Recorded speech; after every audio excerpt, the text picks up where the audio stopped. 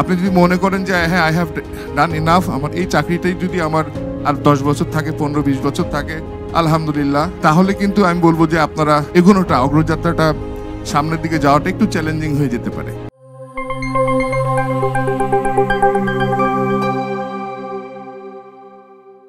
আপনারা যারা এখন কেরিয়ার করবেন অথবা কেরিয়ারের একদম শুরুর দিকে আছেন, তারা এই জিনিসগুলোকে একটু মাথায় নিতে পারেন, নিলে হয়তো আপনাদের ভবিষ্যতে পথ চলাটা অনেক সহজ হবে। আমার বাবা এক খুব মধ্যবিত্ত ফ্যামিলি ছিলেন। বাবা সবসময় প্রেশার দিত, বলতো যে ইদার ডাক্তারি পড়ো অথবা সরকারি চাকরির জন্য চেষ্টা করো। কিন্তু আমার কাছে না কখনোই ছেলেবেলা থেকে মনে হয়েছে যে আমি আসলে সরকারি চাকরিতে ঢুকে এত বেশি সৎ হয়ে থেকে জীবনে অনেক টাকা ইনকাম করতে পারবো না। বাট আমি এমন কিছু করতে চাই যে না, আমি সৎ থেকে আমি একটা কেরিয়ার করব যেখানে আমি রেসপেক্ট, সেলফ ডেভেলপমেন্ট এবং প্রত্যেকটা জিনিস আমি অ্যাচিভ করে নিতে চাই আমার নিজের কর্ম দিয়ে। আমার কাছে মনে হতো যে না, আমি সরকারি চাকরিতে কখনোই যাব না, এমন কোন একটা কেরিয়ার করতে চাই যে অন্তত পক্ষে আমি যেন সবাইকে বলতে পারি যে আমি নিজে একটা কিছু করতে পারছি, মেধাটাকে আর ডেভেলপ করতে পারি, এবং যেটাই করব সেটা যেন অ্যাটলিস্ট ধরে রাখতে পারি। এন্টারপ্রেনিউরসরা ডেফিনেটলি অনেক বেশি শক্তিশালী, ওইটা অনেক বড় প্ল্যাটফর্ম। বাট আমরা যারা কেরিয়ার করতে চাই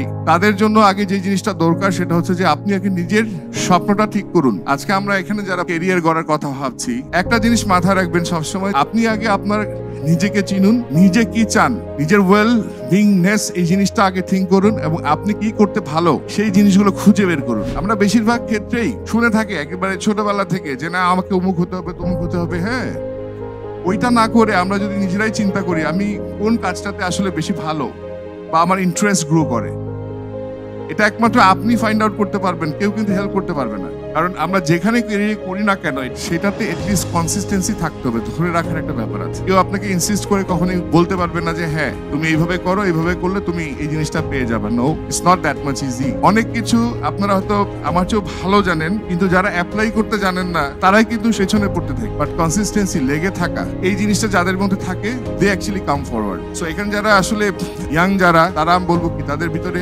energy level is so high, আলহামদুলিল্লাহ আমি মনে করি। এবং এখানে যারা তরুণ আছেন তারাই কিন্তু আমাদের অদম্য শক্তি, প্রেরণার উৎসাহ, সম্ভাবনার ঝলক। কিন্তু আপনারা শুধু জানলেই হবে না, আপনারা নিজের ভিতর আয়ত্ত করার একটা ব্যাপার আছে। আপনারাই কিন্তু আজকে এই বিশ্বকে হাতের মুঠে নিয়ে এসেছেন প্রযুক্তির মাধ্যমে। বাট এটার যে সুফলগুলো সেগুলো আমরা কতটুকু নিতে পারছি সেই জিনিসটা খুব বেশি ইম্পর্টেন্ট।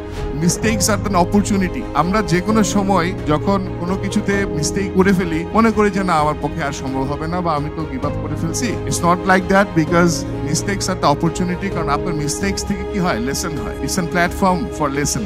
আজকে আপনারা যারা আসলে এরিয়া নিয়ে ভাবছেন তারা এই জিনিসগুলো একটু মাথায় রাখবেন যে আসলে শুধুমাত্র আপনি ভালো কাজ করলেন, ভালো একটা স্যালারি ড্র করলেন, আপনার বোধহয় সেলফ ডেভেলপমেন্ট হয়ে গেছে, আপনি এখন স্যাটিসফাইড।